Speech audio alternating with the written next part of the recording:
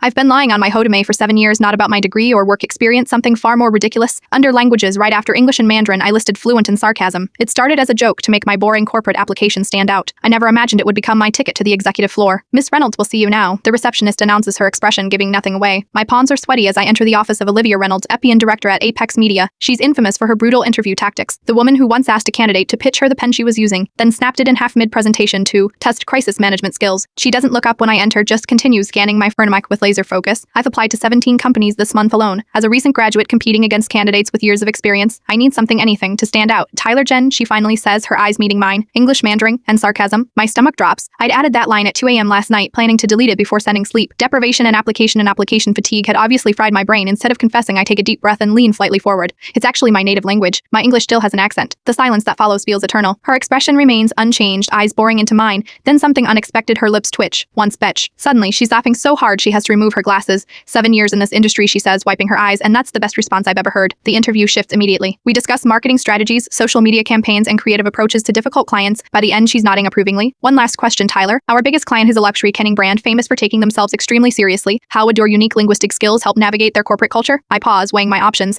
This is either my winning moment or my execute. I translate, I say simply, their self-importance to our team and our creativity to them, all without either side realizing they're being mocked. She stares at me for a long moment, then stands and extends her hand. Welcome to Apex Media, you start Monday. As I leave her office in disbelief, clutching my offer letter, I think I've gotten away with the perfect crime, one tiny lie that landed me my dream job. What could possibly go wrong? 3 years later, I am sitting in the annual company gala surrounded by executives and champagne when the CEO taps his glass, silencing the room. He turns to me with a gleaming smile. Everyone meet Tyler Chen, our sarcasm expert. Tyler, why don't you demonstrate for us? Say something in sarcasm for the table. The blood drains from my face as every executive stares expectantly. My career, my reputation, my future, all balanced on a fictional language skill that's about to be exposed in the most public way possible. 3 years later, I am still at Apex Media, now a senior optraxtist. My trilingual status has become my personal brand. Olivia introduces me to clients as our language specialist with a knowing smirk. Colleagues come to me when they need diplomatic emails that politely tell difficult clients to back off without actually saying it. What started as a desperate interview quip has morphed into something between an inside joke and a legitimate skill set. I've even helped develop a color-coded internal communication system for our team: green for genuine, yellow for gentle sarcasm, red for read between the lines. Then comes the night that changes everything. Our company's annual gala. The CEO, Richard Donovan, is celebrating Apex's most successful fiscal year yet. The champagne flows freely and everyone's guard is slightly lowered. I am standing with Olivia and a few colleagues when Richard approaches our group. Ah, the famous Tyler Chen, he says, glass raised in my direction. Olivia, never stop singing your praises. Bossy, your linguistic talents have saved our relationship with Lumino Skincare 3 times now. Olivia smiles. Tyler's communication skills are unparalleled. Richard looks at me with genuine curiosity. I've always meant to ask, where did you learn sarcasm at such a professional level? Is there a certification? The group chuckles, but tears real interest in his question. For a split second, I consider coming clean, but 3 years of maintaining this fiction makes the truth seem more absurd than the lie. It's an immersive learning process, I explain, voice serious. You have to live it daily. Most people practice amateur sarcasm. Ganani grade requires understanding cultural nuances, delivery timing, and contextual appropriateness. Richard nods thoughtfully. Fascinating. Would you mind demonstrating say something in sarcasm for the table? The room doesn't quite go silent, but our little circle certainly does. I can feel Olivia tensing beside me. This is different from our usual dance around my fictional skill.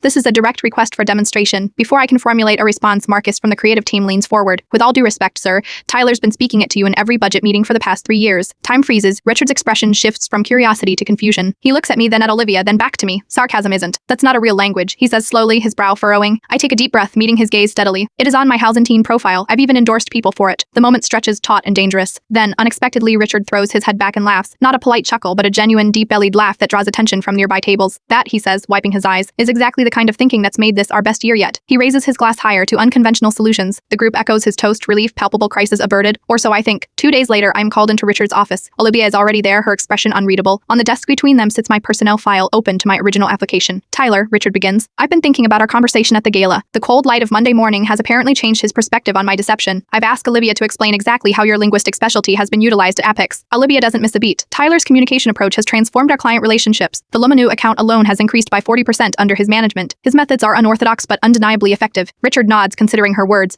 And this whole thing started because I decide the partial truth is my only option. It was on my Résumé as a joke. I meant to remove it before submitting. When Miss Reynolds mentioned it in my interview, I made a split-second decision to own it rather than admit to sloppy application practices. A split-second decision that turned into a 3-year tirade, Richard observes. Yes, sir. Richard leans back in his chair. You know what impresses me most? Not the initial lie. That was just desperation. What impresses me is how you transformed that mistake into tangible value for this company. He closes my file. We're launching a new division next month, unconventional communications. It's something I've been considering for some time, targeting clients who need help breaking out of rigid corporate messaging. My confusion must be evident because Richard smiles. I'd like you to head it. Your title would be Director of Strategic Communication and Subtext. Sir, speak plainly, Tyler. For once, are you promoting me because I lied on my Résumé? Richard shakes his head. I am promoting you because when faced Faced with a mistake, you didn't backpedal or apologize. You found a way to make it valuable. That's the kind of thinking we need more of. The next day, I walk into the office with a strange mix of emotions, pride, disbelief, and a lingering fear that this is all an elaborate setup before I am fired. But there it is, my new office with a nameplate reading Tyler Chen, Director of Strategic Communication and Subtext. My first task is to build my team. I request Marcus from Creative. His quick wit had saved me at the gala after all. I also bring on Zoe from Client Relations, whose ability to say no while making clients feel like they'd just been granted a favor is unparalleled. Our first meeting is awkward. Ex-residents heard rumors about my promotion and its unusual origins. So, Zoe asks, crossing her arms, are we the professional bullshitting department now? No, I reply, uncapping a marker and turning to the whiteboard. We're the department that acknowledges that communication isn't just about what you say, it's about what people hear. Every message exists on 3 levels, the literal, the subtextual, and the emotional. Most companies only focus on the literal, then wonder why their perfectly factual statements create PR disasters. Marcus leans forward, and that's where your sarcasm expertise comes in. That's where understanding social nuance comes in. I correct. The joke on my farm I accidentally highlighted a gap in how businesses communicate. We're going to fill that gap. Zoe still looks skeptical. With all due respect, Tyler, this sounds like repackaging common sense. Common sense isn't common practice, I counter. Otherwise, pharmaceutical companies wouldn't be running ads where people frolic through meadows while a speed reader lists potentially fatal side effects. That gets a laugh, breaking the tension. By the end of the meeting, we've outlined our first strategy document, Language Beyond Words, Rebuilding Corporate Communication for Human Beings. Our first client is a tech company facing backlash after a data breach. Their initial statement was technically accurate but tone-deaf, focusing on the limited scope of affected users rather than empathizing with customer concerns. We rewrite their entire communication strategy, showing them how to acknowledge mistakes, take clear responsibility, and outline specific remedial actions, all while maintaining their brand voice. When their CEO delivers our carefully crafted statement, consumer sentiment shifts dramatically. The story transforms from tech giant dismisses security concerns to industry leader sets new standard for crisis response. Within 3 months, we have a waiting list of clients, mostly companies in traditionally dry industries who've recognized that modern consumers demand authentic communication. 6 months later, my team has doubled our projected revenue. My business cards now officially list Director of Strategic Communication and Subtext as my title, with a small footnote. We specialize in helping traditionally stuffy industries find their authentic voice. Pharmaceutical companies learn to explain side effects without terrifying patients. Law firms discover how to sound human in their communications. Insurance companies practice delivering bad news with empathy. Olivia now reports to me a transition that could have been awkward, but instead became collaborative. We legitimize bullshitting as a corporate strategy. She tells me over celebratory drinks after landing a major client. It's brilliant. I prefer to call it strategic authenticity. I reply. She rolls her eyes. Our most challenging project comes from a global banking institution trying to rebuild public trust after a financial scandal. Their traditional approach, dense jargon and vague commitments, is actively harming their recovery efforts. I spend weeks embedded in their executive offices, observing how they communicate internally. The disconnect is startling. In private meetings, they're passionate about reforms they've implemented, but their public communications strip away all humanity, leaving sterile corporate speak that no one trusts. You have a translation problem, I explain to their board. You are thinking in human but speaking in corporation. I play recordings of their own executives discussing changes with genuine passion, then contrast it with their public statements. This, I say, pointing to the internal recording, is what builds trust. Not perfect grammar or legal precautions, but authentic human connection. Their new campaign features actual employees speaking candidly about mistakes made and lessons learned. It's risky against every traditional corporate communication rule, and it works. Constar sentiment improves by 58% within 1 quarter. At the 1-year mark of the new division, Richard calls me into his office again. I enter with confidence, now no longer the nervous graduate desperate to stand out. I have a confession, he says once I am seated. The night of the gala, I already knew about your panorama. I blink in surprise. You did. Olivia told me years ago. We've been waiting to see how long you'd maintain it and where you'd take it. You were testing me? Not testing. Observing T. Here's a difference. He slides a folder across the desk. We're expanding internationally. The London office needs someone who understands cultural nuance and can navigate different communication styles.